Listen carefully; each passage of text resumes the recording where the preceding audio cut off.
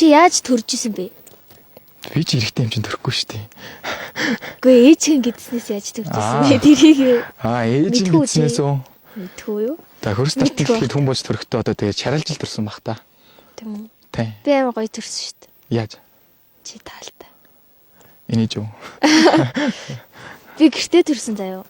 Тийм үү? Тэгэд наваг ихэрж авсан эмч нэ шүү дээ. Эмч биш. Хин явсан? Манаа. Тийм үү? Тийм. За. Тэгээд манай ээж төрөөд манай аав ихэрж аваа тий би гарсан байхгүй. Бас сонирхолтой юм тий? Тийм. Тэгээ би аавын хамгийн хайртай юм яг. Ирэх айлын баг тэгээд. Аавынхаа үзүүнээ зүйлт юм биз дээ. Тийм. Манай аав ч юу н их бариад авчдаг байсан гэсэн. Төрүүлэл явчихдаг гэсэн шүү дээ. Дүүхээ хүүхдийг төрүүлжсэн гэсэн. За. Тэгэл өөр манай хажуул ихч мэгч чинь жирэмсэн байх та. Яна болохгүй л дуудаж шүү гэлээ гэдэг гэсэн шүү дээ. Манай нөгөө нэг буруу ээжтэйгээ хамт өссөн байхгүй юу? Тэгээд манай буруу ээж нь болохоор яг тийм одоо юм тал бүрийн юм эвдүүтэй гэх юм уу? Яг ингэж хийчдэг. Тэгээд өөр буруу ээжээс их юм сурсан гэж ярьдیں۔